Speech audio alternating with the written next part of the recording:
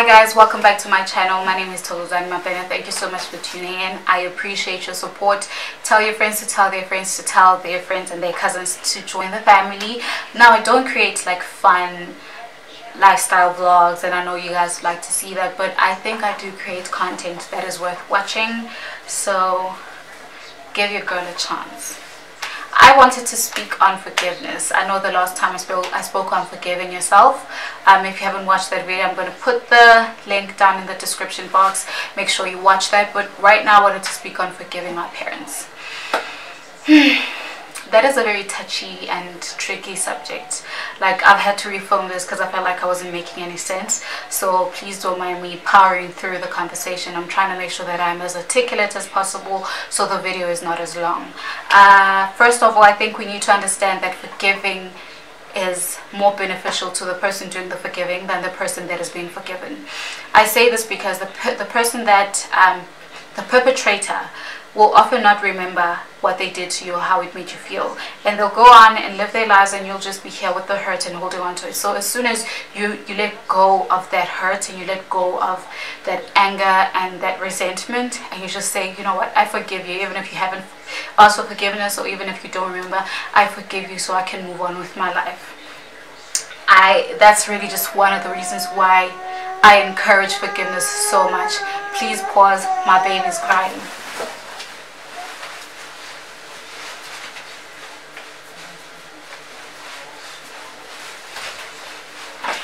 It was a dream. She's asleep. It was a dream. So yes, forgiveness is for yourself more than it is for anybody else. I think we are of a more blessed generation. I say this because we have normalized therapy. So there are things that our parents did to us, you know, older people that did to us, and that I can go and sit down with a therapist and they could help me through it so I do not carry on that curse. Now, what I've come to understand the older that I'm getting older, I'm understanding more and more that my parents are human beings. Older people are human beings.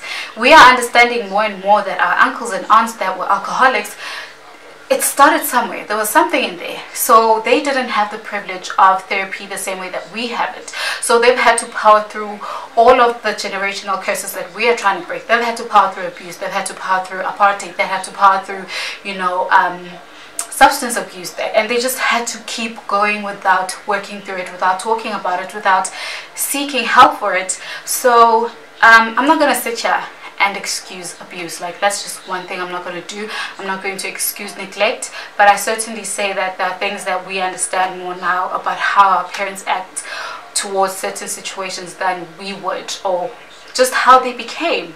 Now, I think any healthy person would put themselves in a position to want to correct their mistakes. Now, there are certain things that we can't go back years in time to correct, but how we move on is what will make the difference. I say this because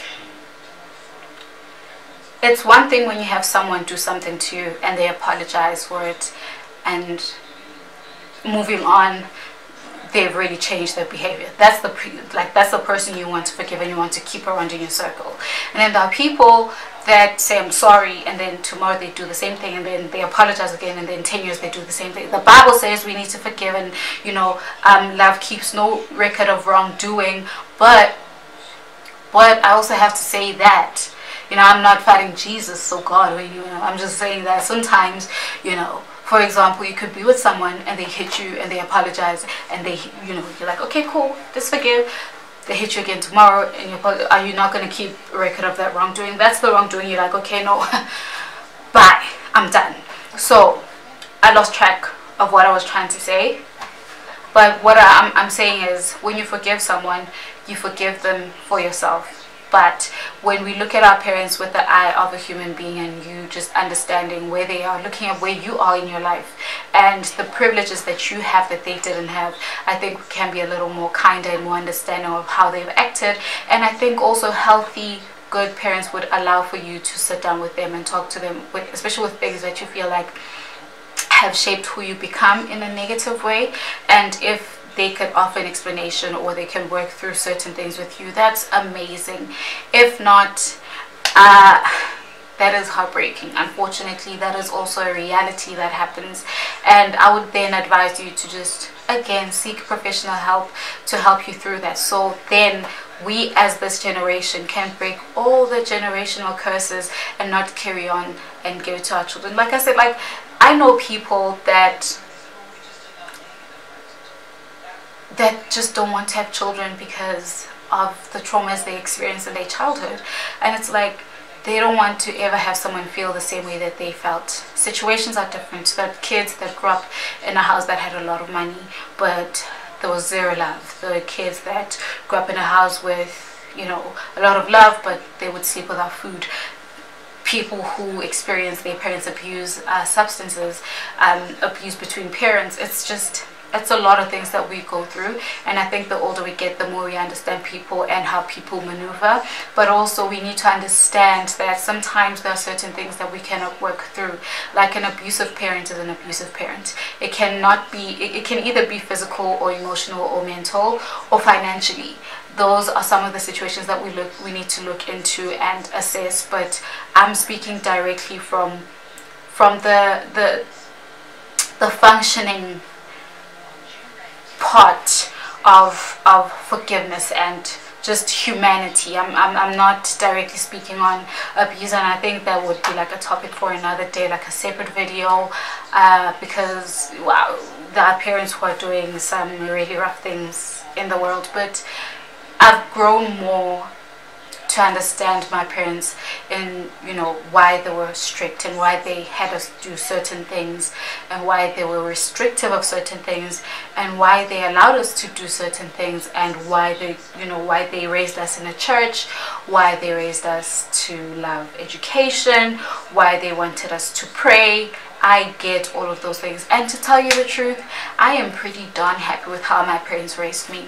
Like, I am honestly so happy with how my parents raised me, because besides understanding into why they did what they had to do, I had a pretty good childhood. Like, I didn't have a lot of things, but I had everything I needed. Like, for school, I was sorted. Food, even with the tough times, like, my parents always made sure that their children were good. I was raised by a super mom and a good dad. My mom's a super mom, but I don't know, maybe I needed more time to talk about this. Maybe I needed more time to delve into this. I feel like I just rushed to hit it on the head and not just go into details, but I try not to personalize things a bit too much, also not to offend people a bit too much, but always in the hopes that I'm helping somebody else. Anyway, I'm gonna go ahead and edit this and see how it goes. Thank you again for watching and for supporting me. I appreciate it. If you haven't subscribed, please go ahead and subscribe and ask your people to help me grow my channel. I'll see you guys next time. I feel like I will be pretty. Bye.